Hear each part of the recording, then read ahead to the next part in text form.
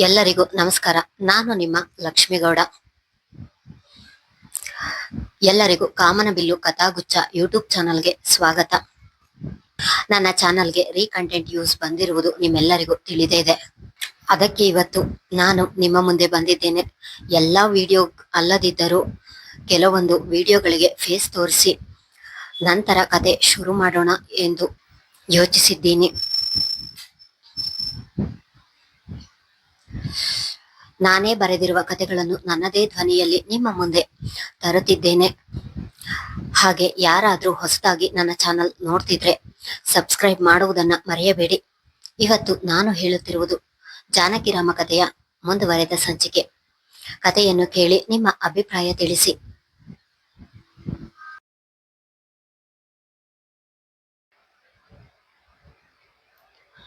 ಸೂರ್ಯ ಉದಯಿಸುವ ಮೊದಲೇ ಎದ್ದವಳು ರೆಹಮಾನನಿಗಾಗಿ ತಿಂಡಿ ತಯಾರಿಸಿಕೊಂಡು, ಚಿಕ್ಕಮ್ಮವ, ನೀವು ಈಗ್ಲೇ ಬರುವುದು ಬೇಡ, ನಾನು ಕರೆ ಮಾಡಿದಾಗ ಬನ್ನಿ ಎಂದು ಹೇಳಿ ಗಂಡನಿಗೆ ತಿಂಡಿ ಹಿಡಿದು ಆಸ್ಪತ್ರೆಗೆ ಹೊರಟರೆ, ಅತ್ತಿಗೆ, ದೊಡ್ಡಪ್ಪನಿಗೆ ಹುಷಾರಿಲ್ವಂತೆ, ನಾನು ಅವರನ್ನು ನೋಡ್ಬೇಕು, ಕರೆದುಕೊಂಡು ಹೋಗಿ ಎಂದು ಜಾನಕಿಯ ಸೆರಗನ್ನು ಹಿಡಿದು ಜಗ್ಗಿದಳು ಆಯಿಷಾ.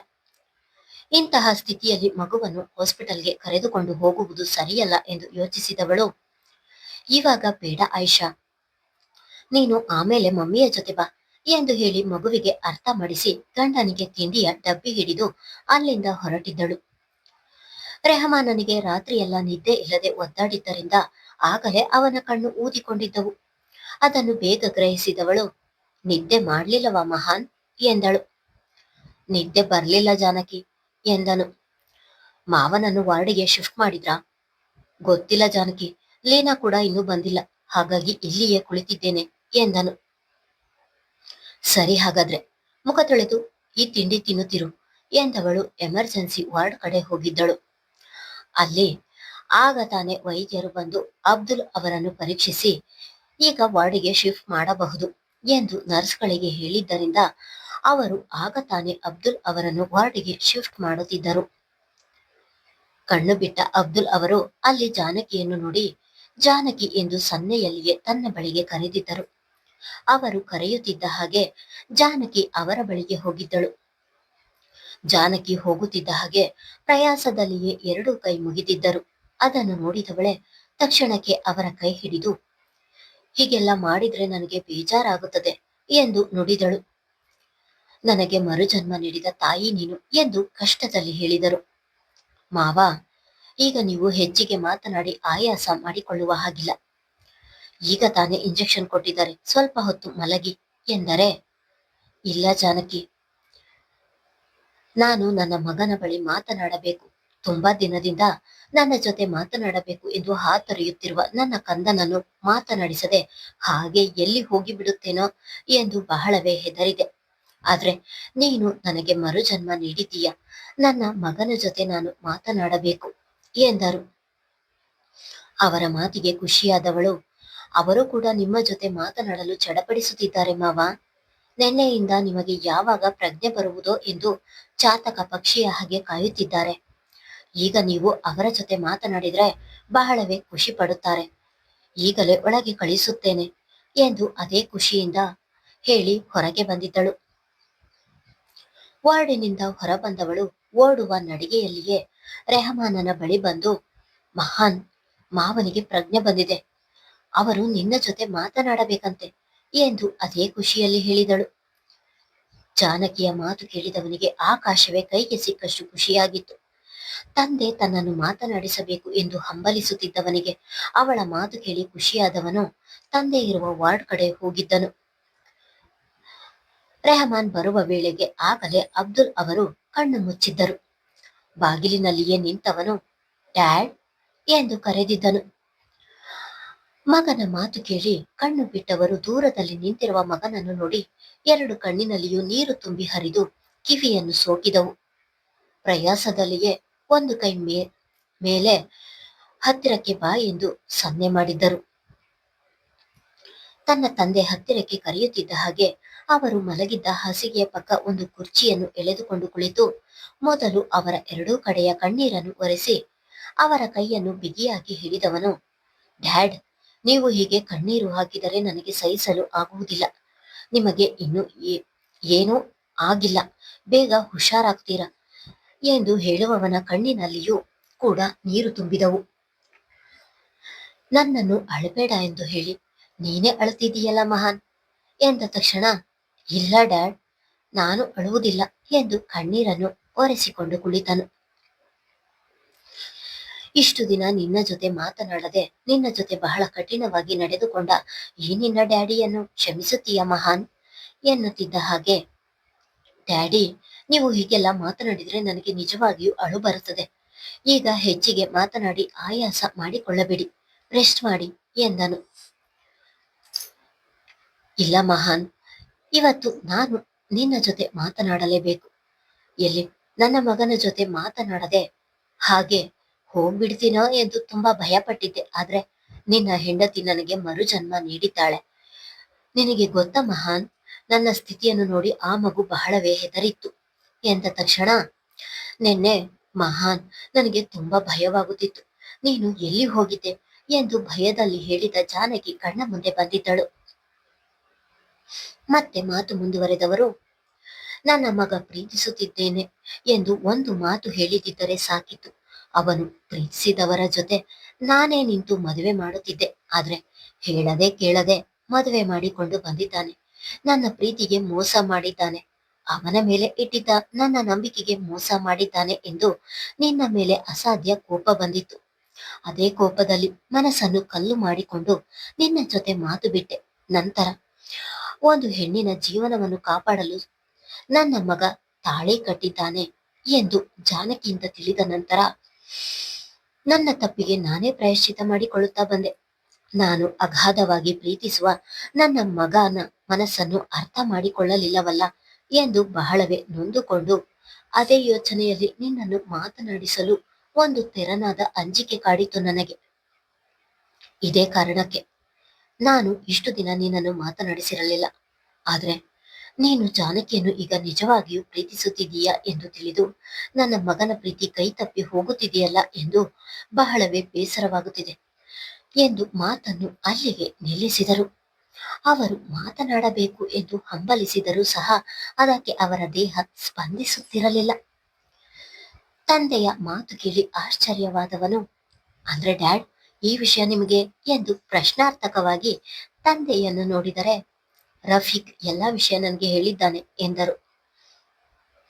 ಅಂದು ತನ್ನ ಪ್ರೀತಿಯ ವಿಷಯವನ್ನು ತನ್ನ ಚಿಕ್ಕಪ್ಪ ರಫೀಕ್ ಅವರಿಗೆ ಹೇಳಿದ್ದರಿಂದ ಅವರು ತನ್ನ ಅಣ್ಣ ಅಬ್ದುಲ್ ಅವರ ಜೊತೆ ಹೇಳಿದ್ದರು. ಮಹಾನ್, ನಾನು ಎಂದಿಗೂ ಒಬ್ಬ ಮಗನಿಗೆ ಹಾಲು, ಇನ್ನೊಬ್ಬ ಮಗನಿಗೆ ಹಾಲಾಹಲವನ್ನು ನೀಡಿ ಬೆಳೆಸಲಿಲ್ಲ. ಎಲ್ಲರಿಗೂ ಸಂಸ್ಕಾರದ ಜೊತೆಗೆ ದೇಶ ಪ್ರೇಮವನ್ನು ಕೂಡ ತುಂಬುತ್ತಾ ಬೆಳೆಸಿದೆ. ಆದ್ರೆ ಅವನು ಸಮಾಜದಲ್ಲಿ ನನ್ನ ಮರ್ಯಾದೆಯನ್ನು ತೆಗೆದು ಸಮಾಜ ಘಾತುಕನಾಗಿ ದೇಶದ್ರೋಹಿಯಾಗಿ ನನ್ನ ಪಾಲಿಗೆ ಸತ್ತು ಹೋಗಿದ್ದಾನೆ. ಇರುವ ಒಬ್ಬ ಮಗನ ಜೀವನವಾದರೂ ಚೆನ್ನಾಗಿರಲಿ ಎಂದು ಬಯಸುತ್ತಿದ್ದೇನೆ. ನಾನು ನಿಮ್ಮ ಜೊತೆಗೆ ಖುಷಿಯಾಗಿ ಇರುತ್ತೇನೆ ಡ್ಯಾಡ್ ಎಂದ ತಕ್ಷಣ, ಹೆಂಡತಿ ತೊರೆದು ಹೋದರೆ ನನ್ನ ಮಗ ಎಷ್ಟರ ಮಟ್ಟಿಗೆ ಖುಷಿಯಾಗಿರುತ್ತಾನೆ ಎಂದು ಈಗಲೇ ನನ್ನ ಕಣ್ಣ ಮುಂದೆ ಇದೆ ಮಹಾನ್. ಈಗಾಗಲೇ ಒಳಗೊಳಗೆ ನೀನೆಷ್ಟು ಕೊರಗುತ್ತಿದ್ದೀಯಾ ಎಂದು ನನಗೆ ತುಂಬಾ ಚೆನ್ನಾಗಿ ಗೊತ್ತು. ನೀನು ಏನು ಮಾಡುತ್ತೀಯೋ ನನಗೆ ಗೊತ್ತಿಲ್ಲ. ನನ್ನ ಸೊಸೆ ನನ್ನ ಮನೆಯಲ್ಲಿಯೇ ಉಳಿಯಬೇಕು. ಅವಳ ಬಳಿ ಮೊದಲು ನಿನ್ನ ಪ್ರೀತಿಯನ್ನು ಹೇಳು.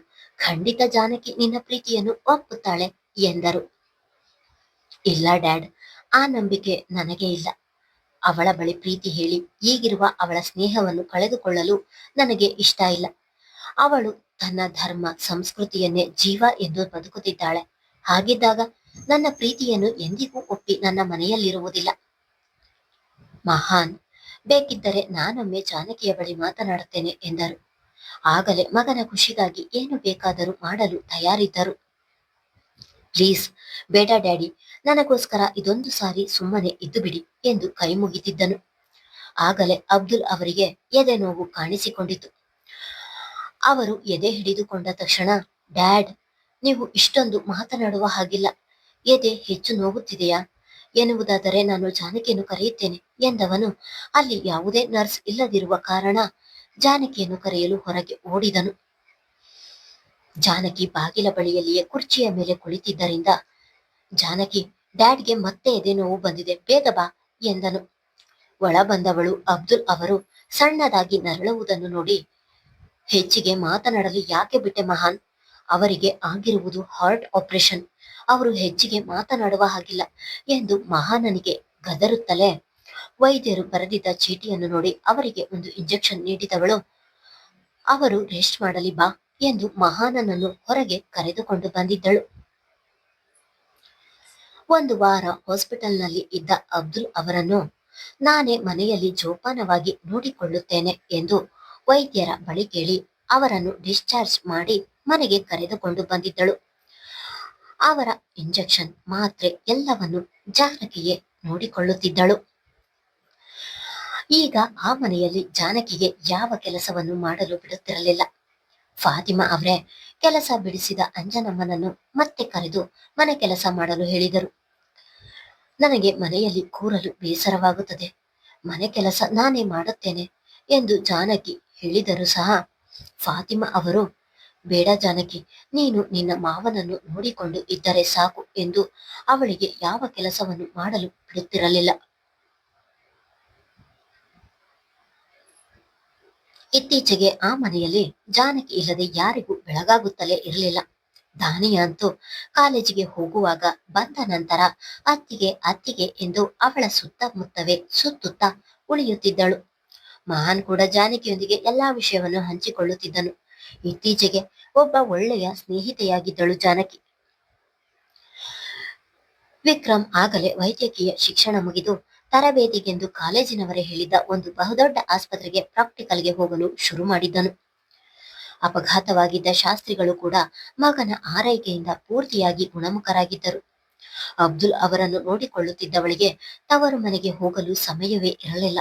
ಆದ್ರೆ ಸುಪ್ರಭಾ ಅವರು ಬಲವಂತ ಮಾಡಿದ್ದರಿಂದ ಜಾನಕಿಯನ್ನು ಕರೆದುಕೊಂಡು ಹೋಗಿ ಬಂದಿದ್ದನು ರೆಹಮಾನ್. ಸುಪ್ರಭಾ ಅವರು ಕೂಡ ರೆಹಮಾನನ ಮನೆಗೆ ಬಂದು ಅವರ ತಂದೆಯನ್ನು ಮಾತನಾಡಿಸಿ ಹೋಗಿದ್ದರು. ಅಲ್ಲಿ ತನ್ನ ಮಗಳನ್ನು ಎಲ್ಲರೂ ನೋಡಿಕೊಳ್ಳುವ ಪರಿ ನೋಡಿ ಅವರ ಹೃದಯ ತುಂಬಿ ಬಂದಿತ್ತು. ಅಂತೂ ನನ್ನ ಮಗಳಿಗೆ ಆ ದೇವರು ಒಳ್ಳೆಯದೇ ಮಾಡಿದ್ದಾನೆ ಎಂದು ಕಾಣದ ದೇವರಿಗೆ ಕೈ ಮುಗಿದಿದ್ದರು. ಮುಂದೆ ಏಳುವ ಬಿರುಗಾಳಿಯ ಬಗ್ಗೆ ಅರಿವಿಲ್ಲ ಅವರಿಗೆ. ಅತ್ತಿಗೆ, ಸೈನ್ಸ್ನಲ್ಲಿ ಇದೊಂದು ಪಾಠ ಅರ್ಥವಾಗುತ್ತಿಲ್ಲ. ದೇಹದ ಬಗ್ಗೆ ಇದೆ.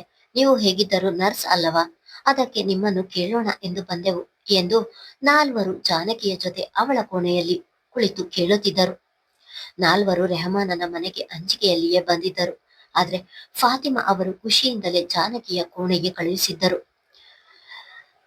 ನೋಡಿ ಯಾವಾಗಲೂ ಸಿಡುಕುತ್ತಿದ್ದವರು ಈ ಬಾರಿ ಅವರು ತೋರುವ ಅಕ್ಕರೆಯನ್ನು ನೋಡಿ ಆಶ್ಚರ್ಯವಾಗಿತ್ತು ಆ ಹುಡುಗಿಯರಿಗೆ.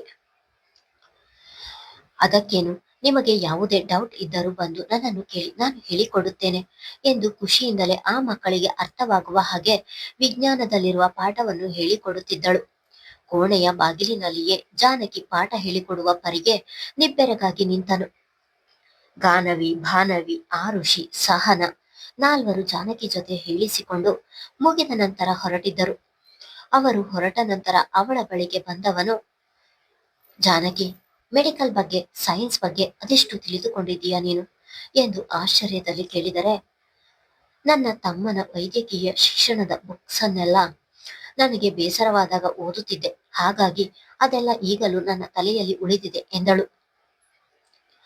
ಜಾನಕಿ, ಈಗ ನೀನ್ಯಾಕೆ MBBS ಓದಲು ಸೇರಿಕೊಳ್ಳಬಾರದು ಎಂದನು.